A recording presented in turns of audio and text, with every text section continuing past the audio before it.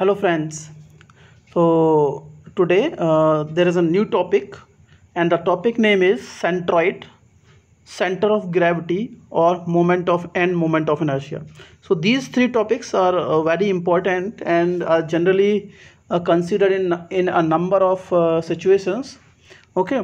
So ये सब चीज़ें कैलकुलेट करने से पहले we have to just discuss some method to calculate the areas and volumes on some standard figures. Okay, so generally जो method most commonly used method to calculate the areas and volumes on some standard figures, and the method is method of integration. So ये method generally हम ज़्यादातर use करते हैं, method of integration to calculate the areas and volume. अब देखो ये method of integration है क्या. मेथड ऑफ इंटीग्रेशन समझने से पहले आपको पता होना चाहिए व्हाट इज़ इंटीग्रेशन. ठीक है, इंटीग्रेशन का मतलब क्या होता है. देखो इंटीग्रेशन का मतलब होता है इंटीग्रेट द थिंग्स. इंटीग्रेट का मतलब होता है चीज़ों को कंबाइंड कर देना. ठीक है, जैसे आप लोगों ने नाम सुना होगा आईसी के बारे में. आईसी का फुल फॉर्म क्या होता है. अगर हम इसी इलेक्ट्रॉनिक्स के बेसिस पे देखें तो आईसी आप लोगों ने कई बार सुना होगा. आईसी जिसका फुल फॉर्म होता है इंटीग्रेटेड सर्किट. इंटीग्रेटेड सर्किट क्यों बोला जाता है. जैसे आप लोगों ने सुना होगा ट्रांजिस्टर के बारे में, आपने रेजिस्टेंस के बारे में सुना होगा. ट्रांजिस्टर हो गया, रेजिस्टेंस हो गया. ठीक है, इसके अलावा डायोड के बारे में सुना होगा. तो एक्चुअल में होता है जो आईसी जो होती है आपकी इंटीग्रेटेड सर्किट, वो इन सारी चीज़ों का कॉम्बिनेशन होती है. ट्रांजिस्टर हो गया, डायोड हो गया, इन सारी चीज़ों का कॉम्बिनेशन है. तो अगर अब प्रॉब्लम क्या होती थी कि ये बल्कि एरिया होता था. हम क्या करते थे, पहले आप लोगों ने देखे होंगे कि पुराने टाइम पे जो टीवीज़ आते थे, टेलीविज़न्स आते थे, बहुत बड़े बड़े होते थे. वो बड़े इसलिए होते थे क्योंकि उस टाइम पे हम आईसी यूज़ नहीं करते थे, क्योंकि ट्रांजिस्टर बहुत सारे यूज़ करने पड़ते थे और बहुत सारी चीज़ें रजिस्टर्स डायोड्स यूज़ करने पड़ते थे. तो उन सारी चीज़ों को कंबाइंड करके एक छोटे फॉर्मेट में हमने बना दिया. तो आईसी का जो format, that IC is an integration of transistor and transistors and diodes etcetera etcetera. तो ये क्या कर रहा है, हम चीज़ों को कंबाइंड कर रहे हैं आपस में. ठीक है, तो मेथड ऑफ इंटीग्रेशन में क्या करते हैं, जैसे मान लिया मुझे एक रेक्टेंगल का एरिया कैलकुलेट करना है. ठीक है, रेक्टेंगल का एरिया कैलकुलेट करना है. तो सबसे पहले मैं एक छोटा सा एलिमेंट मान लेता हूँ इसमें, आर्बिट्रेरी एलिमेंट. अब आर्बिट्रेरी एलिमेंट क्योंकि ये रेगुलर फिगर है, तो एक साइड तो इसकी कांस्टेंट है और एक साइड वेरी करते हुए मान सकते हैं. या हम ऐसा भी मान सकते हैं, इस फिगर में ये टोटल फिगर है, एक एलिमेंट इस तरीके से मान सकते हैं. ठीक है, इधर भी साइड है, इधर कुछ साइड है इसकी, इधर भी कुछ साइड है. तो इनको अगर हमें इंटीग्रेट करना है तो देखो ये टोटल एरिया हमें कब मिलेगा, जब ये वाली साइड यहाँ तक पहुँच जाएंगी और ये वाली साइड यहाँ तक पहुँच जाएंगी, तभी तो हमें पूरा एरिया मिल जाएगा. तभी तो कवर हो जाएगा कि नहीं हो जाएगा. अरे हो जाएगा ना भाई, हाँ हो जाएगा. तो हम क्या करेंगे, तो इंटीग्रेशन का काम यही होता है कि एक छोटे से एरिया को आप ले लो, एक छोटे से चीज़ों को आप कंसीडर करो, और ये चीज़ें अगर ये रेगुलर है या ये किसी कर्व को फॉलो कर रहा है, तो उस कर्व को आपको कहाँ से कहाँ तक कैलकुलेट करना है, वो आप लिमिट लगा देंगे. उसमें क्या करते हैं, हम लिमिट लगा देते हैं कि कहाँ से कहाँ तक ये जो पैरामीटर्स है वो कहाँ से कहाँ तक वेरी कर रहे हैं. वो आप लिमिट लगाएंगे तो वो पूरे एरिया को कवर करके बता देगा कि what is the exact value of the given things. ठीक है, इंटीग्रेशन का मतलब समझ में आया कि चीज़ों को इंटीग्रेट करना. जैसे मैंने बोला कि मुझे ये नहीं पता कि इसका ये जो टोटल एरिया है इसका मतलब इसकी वैल्यू क्या है, लेकिन मैंने मान लिया कि एक छोटा सा एलिमेंट, ठीक है, कोई इक्वेशन वगैरह इसकी अवेलेबल होगी हमारे पास जो भी है, और ठीक है, या इसका एरिया छोटे एलिमेंट का एरिया में पता हो, तो हम क्या करेंगे, अगर मैं पूरे एलिमेंट का एरिया निकालना है तो हम छोटे वाले एलिमेंट के एरिया को इंटीग्रेट कर देंगे. और किस लिमिट तक, क्योंकि ये डायमेंशन कहाँ से कहाँ तक वेरी करनी है ये चेक कर लेंगे हम. तो वो लिमिट इन दोनों ऊपर अप्लाई कर देते हैं. ठीक है, अगर दो पैरामीटर होते हैं तो दोनों पैरामीटर्स की लिमिट सेपरेटली लिखते हैं, और अगर एक पैरामीटर होता है तो एक पैरामीटर की लिमिट लिख देते हैं. ठीक है, एक मिनिमम लिमिट होती है, एक मैक्सिमम लिमिट. मिनिमम लिमिट बताती है कि कहाँ से इंटीग्रेट करना और कहाँ तक इंटीग्रेट करना है. ठीक है, तो यही होता है मेथड ऑफ इंटीग्रेशन में कि हम छोटा एरिया, एक एलिमेंटल एरिया कंसीडर करते हैं और उस एरिया को इंटीग्रेट कर देते हैं टू सूटेबल लिमिट्स, जो मैंने आपको बताया. ठीक है, ये आपको समझ में आ जाएगा. जैसे मैंने सिंपली एक मेथड, इसी मेथड ऑफ इंटीग्रेशन से मैंने क्या किया, सिंपली जो स्टैंडर्ड फिगर्स होते हैं, स्टैंडर्ड फिगर जैसे आपको पता है रेक्टेंगुलर हो गया और सर्कल हो गया. ठीक है, ट्राइंगल हो गया। तो ये कुछ स्टैंडर्ड फिगर्स है जिनके एरियाज हमें कैलकुलेट करने होते हैं। ओके, तो मैंने क्या किया, बेसिकली एक ये ले लिया, एक सिंपल, मुझे पता करना है कि इस रेक्टेंगल का एरिया कितना होगा, what is the area of this given rectangle. ठीक है, ठीक है, चलिए। तो देखो, अगर देखो दो मेथड हैं, बाय डबल इंटीग्रेशन और बाय द सिंगल इंटीग्रेशन। ठीक है, ठीक है ना। हाँ, बाय द फर्स्ट प्रिंसिपल से आप इसको कैलकुलेट कर सकते हैं, by the method of first principle भी इसको बोल देते हैं। तो देखो, इसके लिए हमने क्या किया, ये टोटल एरिया था हमारा, तो हमने क्या किया, यहाँ से बेस से y डिस्टेंस पर dy की एक स्ट्रिप काउंट की। समझ में आ रहा है, ये टोटल एलिमेंट था, हमने मान लिया इसकी साइड ये थी, ये साइड बेस b है और ये वाली साइड d है, डायमीटर सॉरी हाइट, इसकी थिकनेस हाइट h d है। तो हमने क्या किया, यहाँ हमने इसके रेस्पेक्ट में हमने माना कि ये एक छोटी सी स्ट्रिप है हमारे पास, जो यहाँ से y डिस्टेंस पर है और इसकी थिकनेस dy दी हुई है। ठीक है, ये dy हो गई ना। अब हम चाहते हैं कि इस टोटल, अब देखो इस स्ट्रिप का एरिया क्या होता है, इस स्ट्रिप का एरिया ये वाली डायमेंशन और ये वाली डायमेंशन, ये जो स्ट्रिप का होगा कि नहीं, है ना। तो हमने ये मान लिया था कि एक रेक्टेंगल है जिसकी साइड्स b और d हैं। ठीक है, तो इसके एक एलिमेंटल एरिया ले लिया जिसकी थिकनेस या विड्थ जो है at distance y from this axis is from the by base से, जो उसकी एक एलिमेंटल स्ट्रिप है, वो y बेस से y डिस्टेंस पर dy की थिकनेस की एक एलिमेंट, हमने एक थिकनेस का एक एलिमेंट मान लिया। ठीक है, ऑफ थिकनेस विड्थ dy। ठीक है, तो हमने क्या किया, एक छोटा एलिमेंट बना जिसकी थिकनेस dy है, कितनी डिस्टेंस पे, y डिस्टेंस पे, कहाँ से, बेस से y डिस्टेंस पे मान लिया। अब इस छोटे एलिमेंट का एरिया कितना होगा, तो ये रेक्टेंगल छोटा सा एलिमेंट है, इसका एलिमेंट का छोटे से इस स्ट्रिप का एलिमेंट का एरिया कितना है, तो देखो ये वाली बेस और ये इसकी थिकनेस, तो dy इंटू दिस हो गया। अरे हो गया क्या नहीं भाई, ये हो गया ना, ये बेस हो गया और इसकी थिकनेस dy हो गई, तो बेस और थिकनेस हो गया। ठीक है, तो एलिमेंटल स्ट्रिप का एरिया कितना हो जाएगा, बेस b, क्योंकि b तो कांस्टेंट है ना, तो महाराज यहाँ से यहाँ तक की डिस्टेंस तो कांस्टेंट है ना b, जबकि y वेरी कर रहा है यहाँ से यहाँ तक। ठीक है, तो b इंटू dy ये एरिया होता है ना। चलिए, अब अगर ये एरिया हो गया तो अब देखते हैं कि टोटल एरिया कितना होगा। अगर ये एलिमेंट पूरा लिया है तो उस पूरे एलिमेंट का एरिया कितना होना चाहिए, तो हमने कुछ नहीं किया, सिंपली इंटीग्रेट किया। इंटीग्रेशन क्यों कर रहे हैं, क्योंकि इस पूरे एलिमेंट का एरिया कितना होगा वो कैलकुलेट करना है। अगर आपको एक छोटी सी स्ट्रिप का एरिया पता है तो अगर आप उसको इंटीग्रेट करते हैं तो bye integration you can calculate the area of the total figure, जो टोटल ज्योमेट्री आपको दी उसके पूरे का एरिया आप इजीली कैलकुलेट कर सकते हैं। ठीक है, समझ में आएगा इंटीग्रेशन क्यों किया, इंटीग्रेशन क्यों कर रहे हैं, क्योंकि पूरे सिस्टम का या पूरी सरफेस का एरिया में कैलकुलेट करना है। ठीक है, तो देखो इंटीग्रेशन का साइन ये है, तो आप इसको यहाँ इंटीग्रेट करेंगे, इसको यहाँ इंटीग्रेट करेंगे। ठीक है, इसकी लिमिट आप 0 से a लिख देना, ये इंटीग्रेशन डी है ना, तो इसकी जो लिमिट होंगी dA 0 से a तक। ठीक है, इंटीग्रेशन हो गया, और इसकी लिमिट कहाँ से कहाँ तक है, इसको इंटीग्रेट करेंगे। अब देखो इसमें एक पैरामीटर है जो कांस्टेंट है और एक पैरामीटर है जो वेरी कर रहा है। तो देखो इसमें वेरी क्या कर रहा है भाई, इसमें वेरी y कर रहा है ना, y की वैल्यू यहाँ पर कुछ और है, यहाँ पर कुछ और है, यहाँ पर कुछ और है, y की वैल्यू यहाँ पर कुछ और है, थोड़ा ऊपर जाएंगे और बढ़ जाएगी और बढ़ जाएगी, यहाँ तक कुछ और हो जाएगी। तो y की वैल्यू यहाँ पे कितनी है, यहाँ पर 0, और यहाँ पर कितनी है y की वैल्यू d। तो बस लिमिट कर दी, lower limit 0, upper limit d हमने पुट की यहाँ पे, तो b और dy। ठीक है, अब देखो b कांस्टेंट है तो आप इसको बाहर भी ले सकते हैं, you can take at outside. और वेरी क्या कर रहा है y, और मैंने आपको बताया था यहाँ पर इसको मैं लिख सकता हूँ b into 1 into D Y, b into 1 into D Y. और 1 का इंटीग्रेशन क्या होता है, यहाँ पे कोई पैरामीटर है नहीं, तो हम क्या करेंगे, x की इसको 1 को लिख सकते हैं, सॉरी 1 को हम लिख सकते हैं y की पावर 0, 1 को y की पावर 0 लिख सकते हैं कि नहीं, y की पावर 0 डी वाई। और ये b तो हमने बाहर ले ही लिया है, ये कॉन्स्टेंट बाहर ले लिया, तो इसको जब इंटीग्रेट करेंगे तो मैंने बोला था कि ले पावर में एक बढ़ जाता है, एक नीचे आ जाएगा, तो y 0 + 1 y पावर 1/1, इसको इंटीग्रेट 0 से d तक करना है।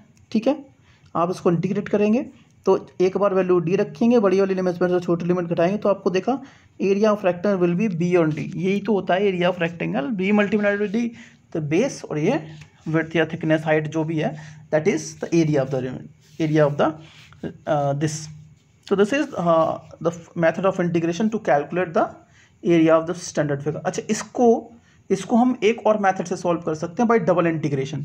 देखो, जैसे अगर आपको एरिया कैलकुलेट करना होता है तो दो डायमेंशन होती है विड्थ एंड हाइट, तो 2 बार इंटीग्रेशन लगा देते हैं. अगर वॉल्यूम कैलकुलेट करना है आपको वॉल्यूम, तो ट्रिपल इंटीग्रेशन लगा देते हैं. तो ये थोड़ा सा टिपिकल हो जाएगा, और तो वो मेथड हमें ज़्यादा डिस्कस नहीं करना है कि एरिया कैसे निकलता है. कुछ स्टैंडर्ड फिगर जैसे एरिया का क्या हो गया, इसका क्या हो गया, एरिया का रेक्टेंगल का कितना एरिया होता है और बाकी का कितना एरिया होता है, तो वो 2 मेथड थोड़ा सा डिस्कस कर लें अपन को. ठीक है, चलिए ओके. अब देख लेते हैं एक सर्कल का एरिया कैसे कैलकुलेट करते हैं. अच्छा, सर्कल का एरिया कैलकुलेट करने के लिए देखो हमने क्या किया, जो उसमें लिखा है वो पढ़ लेना, मैं उसमें समझा देता हूँ आपको. ठीक है, अब यहाँ पे बस समझ लेना. तो देखो ये सेंटर है, ठीक है. सर्कल हमने मान लिया सर्कल की रेडियस r है, एग्जैक्ट में तो r है. ठीक है, अब ये x एक्सिस, ये y एक्सिस मान ली. ठीक, हमने क्या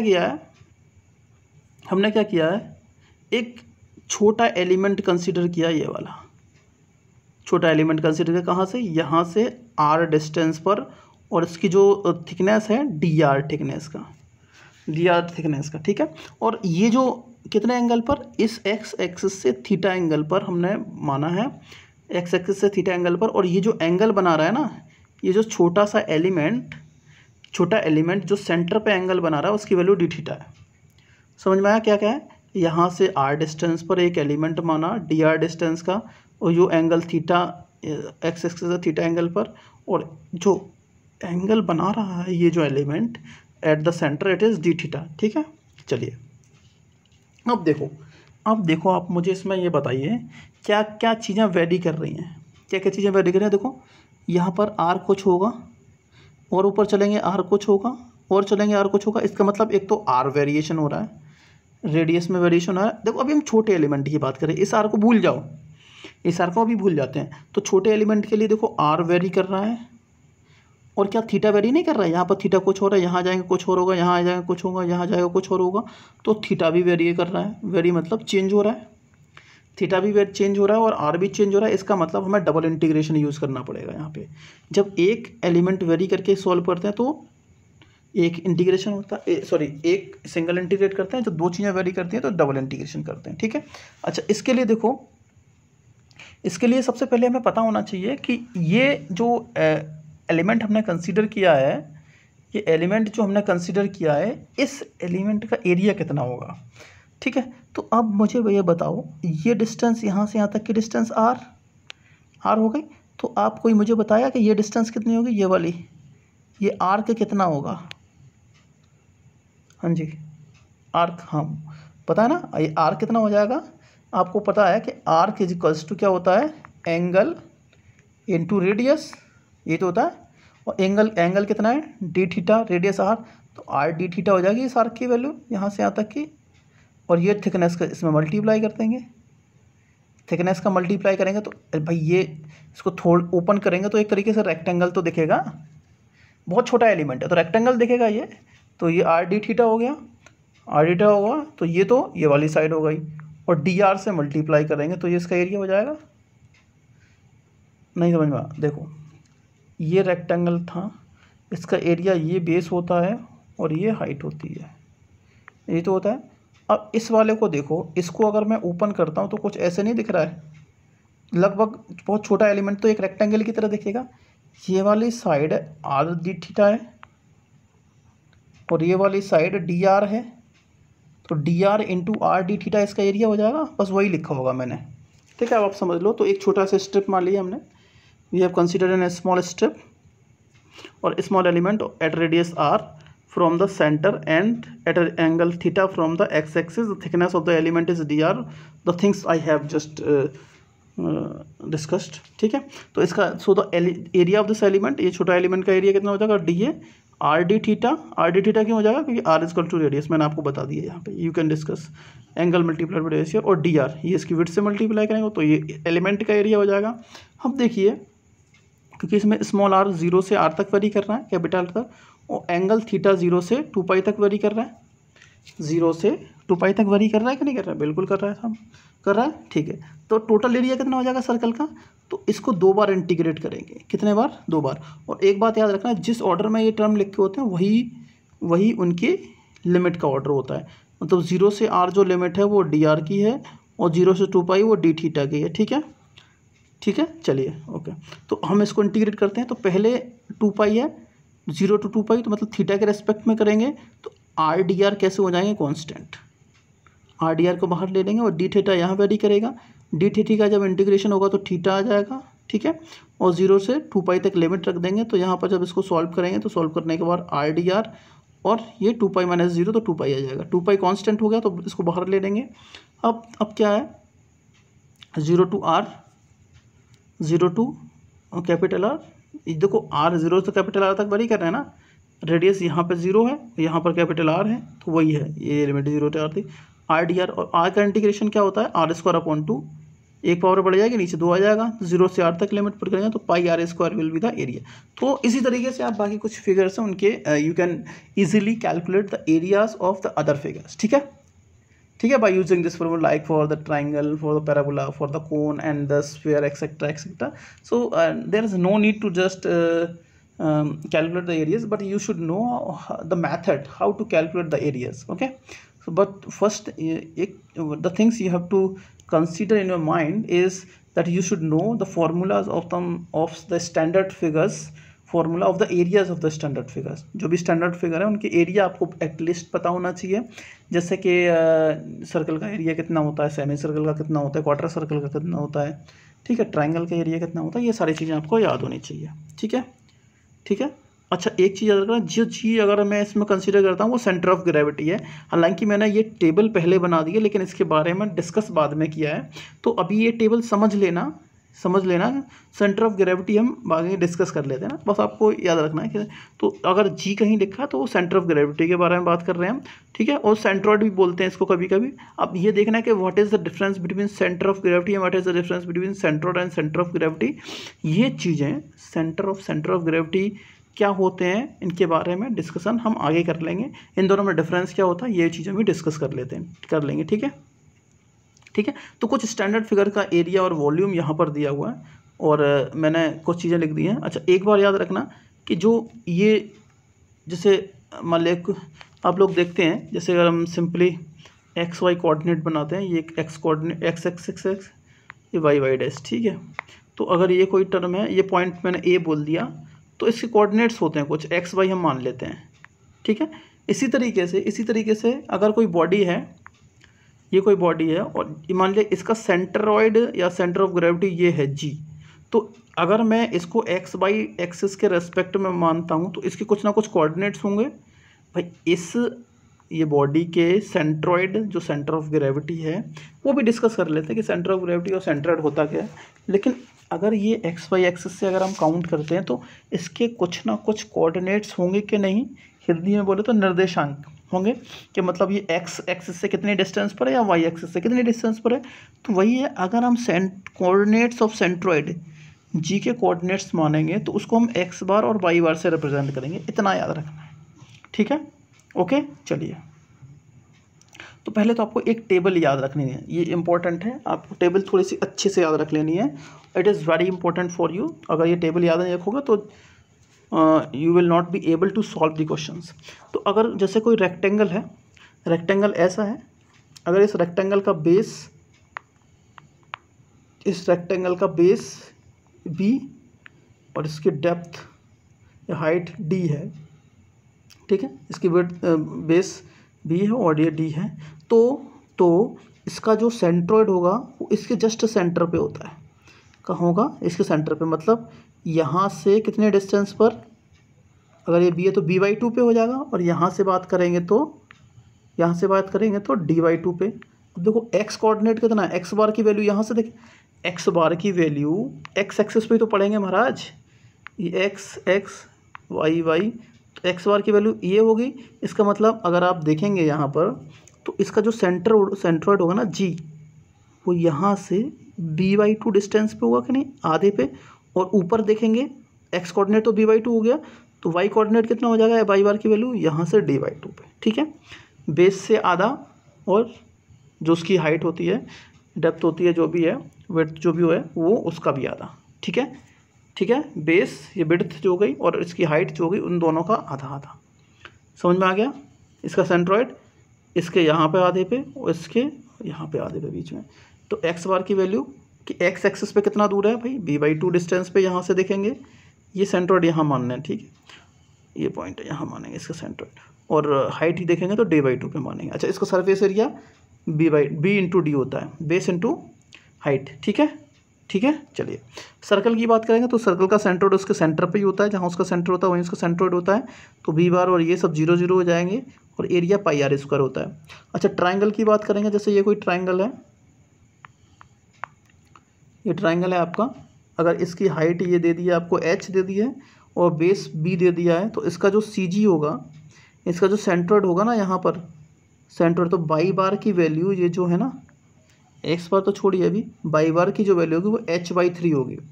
कितनी होगी, h/3, हाँ h/3 बाई बार की वैल्यू। तो यहाँ से मेजर करनी है इस बेस से, ये वाले जो डिस्टेंस है दैट इज़ h/3, ठीक है। तो बेस से, तो बेस जो होता है वहाँ से तो h/3, और जो पॉइंट होता है ना, पॉइंट ये वाला पॉइंट से देखेंगे, इस पॉइंट से होगी 2h/3। समझ रहे हो, समझ रहे ना। देखिए अगर कोई ट्रायंगल इस तरीके से बना है, इसका सेंट्रॉइड अगर हमें देखना है तो वो बेस से यहाँ से तो h/3 पे होता है, लेकिन जो जहाँ पर नुकीला पॉइंट होता है वहाँ से 2/3h पे होता है, ठीक है।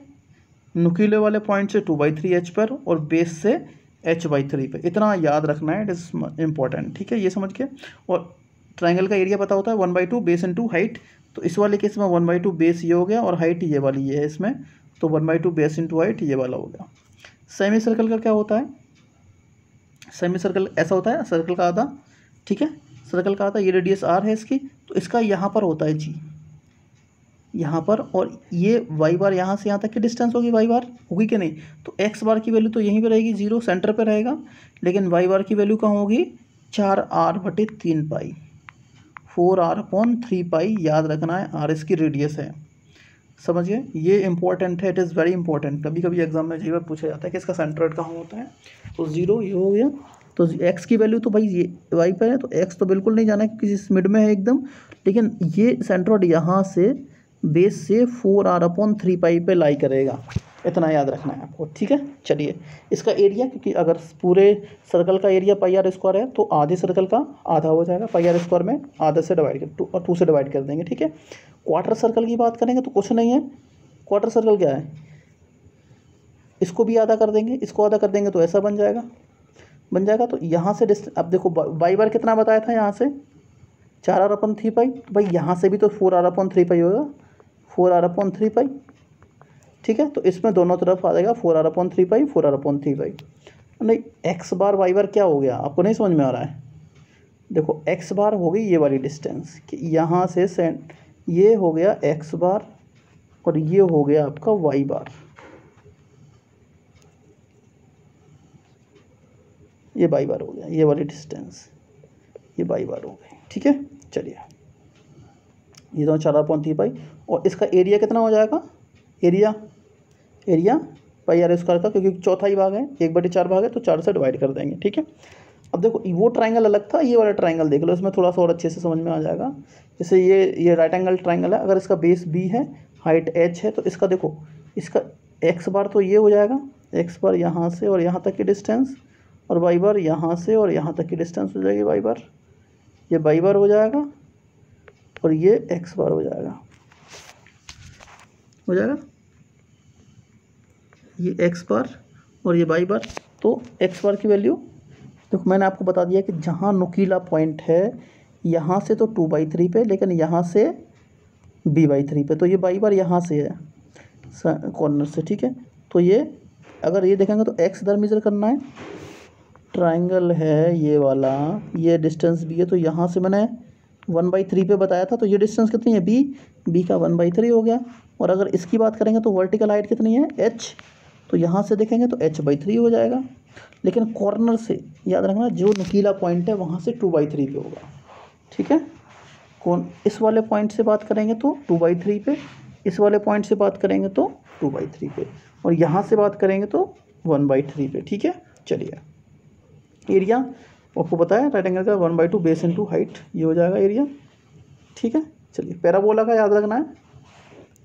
अगर ये पैराबोला बेस इसका 2a है और ये हाइट h है, तो अगर इसका पैराबोला g यहाँ पर है तो ये तो क्योंकि दोनों तरफ सिमेट्रिक है तो ये तो x एक्सिस y एक्सिस की सिमेट्रिक है, तो x बार की वैल्यू 0 हो जाएगी।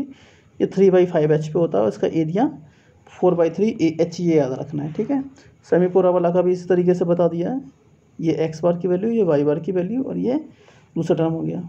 ठीक है, अच्छा एक सर्कुलर सेक्टर भी बता दिया है। सर्कुलर सेक्टर मतलब कि सर्कुलर सेक्टर हो जाएगा आपका जो एक सर्कल का कोई आर्क, सर्कल का केवल इतना भाग देख रहे हैं, तो ये एंगल बता दिया कि ये एंगल अगर अल्फ़ा है, half cone angle is alpha. ठीक है, तो अगर हाफ कोन एंगल अल्फ़ा है और इस सेक्टर की रेडियस r है, सेक्टर की रेडियस r है और हाफ कोन एंगल अल्फ़ा है, और तो इस वाले की जो y बार की वैल्यू, x बार की वैल्यू जो होगी वो 2/3 r sin alpha upon alpha. ये इतना इंपॉर्टेंट नहीं है, लेकिन इंपॉर्टेंट आपको ज़्यादातर कुछ भी आ सकता है, आने को तो आपसे कुछ भी पूछा जा सकता है, लेकिन ये याद रखना है, एक तो रेक्टेंगल का, सर्कल का, ट्राइंगल का, सेमी सर्कल का, ये वाला, यहाँ तक तो रखना ही रखना है, ये तो इम्पॉर्टेंट है। You have to just keep in mind this thing. ठीक है, अच्छा कुछ चीज़ों के वॉल्यूम्स आपको पता होने चाहिए, वॉल्यूम पता होने चाहिए। तो वॉल्यूम में जैसे क्यूबॉइड जो होता है लेंथ विड्थ हाइट होता है। ठीक है, सरफेस एरिया ये होता है फॉर्मूला उसका, और ये वॉल्यूम का फॉर्मूला, कोन जिसका रेडियस r है, और ये स्लैंट हाइट l और वर्टिकल हाइट h है, तो 2πr l + r ब्रैकेट में ये हो जाएगा 1/3 πr², ये हो जाएगा इसका वॉल्यूम। ठीक है, स्फीयर की रेडियस, ये स्फीयर देखो ये दिख नहीं रहा 3D ज्योमेट्री है, लेकिन उसकी अगर रेडियस r होगी तो 4πr² इसका सरफेस एरिया होता है, 4/3 πr³ इसका वॉल्यूम होता है। ठीक है, सेमी स्फीयर का ये है, तो सेमी स्फीयर का देखो याद रखना है इसका सेंट्रोइड अगर हम यहाँ से मेज़र करते हैं, यहाँ से, तो 5/8 r पे होता है, ऊपर से 5/8 5/8 r पे होता है। 3πr इसका टोटल सरफेस एरिया, तो बाहर का देखेंगे तो 2πr² ये हो जाएगा, और 1πr² ये वाला हो गया, तो टोटल 3πr² यहाँ हो जाएगा, और इसका 2/3 क्योंकि इसका 4π है तो 2 से डिवाइड कर देंगे तो इसका जस्ट आधा वॉल्यूम हो जाएगा। ठीक है, ठीक है ना। चलिए ट्रेपेजियम को और याद रख लेना। ट्रेपेजियम का अगर देखा है तो ट्रेपेजियम का याद रखो, अगर इसका अपर साइड a है और ये वाली साइड b है, और ये वर्टिकल दोनों पैरेलल साइड्स के बीच की जो डिस्टेंस h है, तो इनका जो सेंट्रोइड होता है वो सेंट्रोइड की बेस से हाइट, ये बड़ी वाली साइड से जो हाइट होगी, ठीक है, वो y बार की जो वैल्यू होगी, ये x बार की नहीं है, y बार की वैल्यू है, यहाँ से यहाँ तक की हाइट है, वो तो बीच में हो जाएगा, यहाँ से x बार, तो यहाँ से सेंट्रोइड इस तरीके से आएगा, लेकिन ये कितनी हाइट पर होगा वो पता करना है। तो h/3 छोटी वाली साइड को डबल कर देते हैं, बड़ी वाली साइड को वैसे ही छोड़ देते हैं, और नीचे दोनों को एडअप कर देते हैं। देखो a छोटी साइड है तो उसको 2 बार लिख दिया है, 2 टाइम्स कर दिया, छोटी बड़ी वाली साइड को वैसे लिख दिया और इसको इस तरीके से लिख दिया। ठीक है ना, ओके।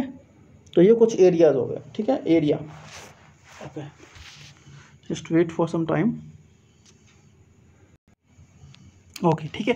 तो अच्छा इस लेक्चर में हम यहीं तक छोड़ते हैं, बाकी नेक्स्ट लेक्चर में हम सेंटर ऑफ ग्रेविटी और सेंट्रॉइड के बारे में बात करते हैं। ठीक है, चलिए, ठीक है। तो आज हम यहीं तक छोड़ते हैं कि कुछ चीज़ों के एरियाज और वॉल्यूम हम लोग कैलकुलेट कर चुके हैं किस तरीके से, और कुछ ये स्टैंडर्ड, ये कुछ फिगर्स आपको याद रखना है कि इनका वॉल्यूम क्या होता है, इनका एरिया क्या होता है। हालांकि आपको पहले से याद है, लेकिन अभी इतना माइंड में रखना है। नेक्स्ट लेक्चर में हम नेक्स्ट टॉपिक के बारे में डिस्कस करेंगे, centre of gravity and centroid के बारे में डिटेल में। ओके, चलिए, ओके, गुड नाइट।